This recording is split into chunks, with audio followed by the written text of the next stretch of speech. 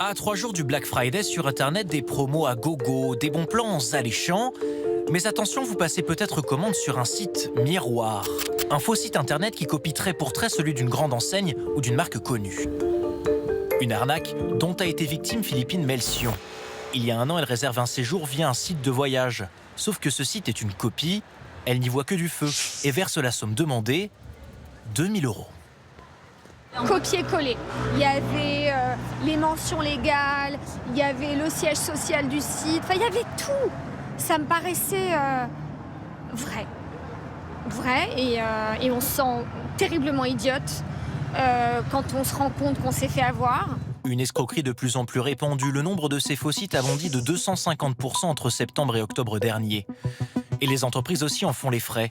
Il y a quelques semaines, le nom de la société d'Eliott Jabès a été détourné par des pirates. Ils ont créé ce faux site de commerce en ligne. C'est un site qui ressemble comme deux gouttes d'eau à un vrai site, sur lequel on peut acheter, etc. Et où il y a des images et des promotions très fortes. Donc là, on peut voir moins 84%, moins 78%, etc. L'entrepreneur a porté plainte et souhaite aujourd'hui alerter sur l'ampleur du phénomène. Car aujourd'hui, avec l'intelligence artificielle, il est possible de créer un faux site en quelques secondes.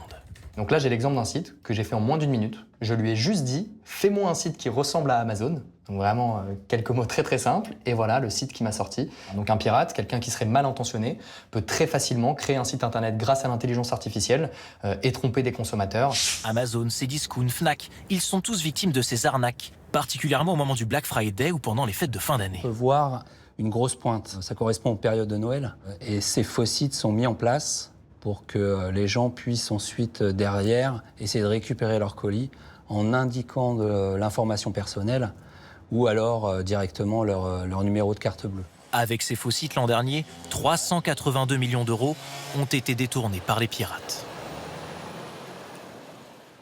Alors, comment faire pour éviter les arnaques? Dorothée Lachaud, bonsoir à vous. Vous allez nous donner 3 conseils ce soir pour éviter de se faire berner. Et oui, parce qu'on le sait Léa, le diable se cache souvent dans les détails. Mon tout premier conseil, c'est donc de scruter lettre par lettre, presque à la loupe, les adresses des sites sur lesquels vous vous apprêtez à commander une robe ou un grille-pain. Parce qu'il suffit aux escrocs de copier le site en modifiant juste une toute petite lettre dans l'adresse du site.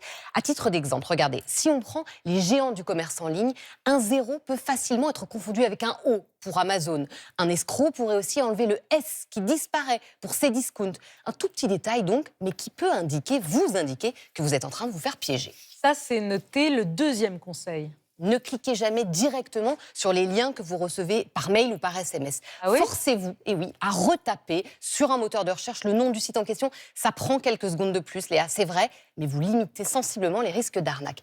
J'en viens à mon troisième conseil. Avant de commander, cliquez sur les différents onglets du menu. En fait, les fraudeurs ne parviennent pas toujours à reproduire à l'identique des sites aussi complets que les vrais. Sur ce site, par exemple, regardez, qui ressemble à s'y méprendre à celui de Mondial Relais, le voilà qui arrive, impossible de cliquer sur le suivi de colis, c'est donc un faux.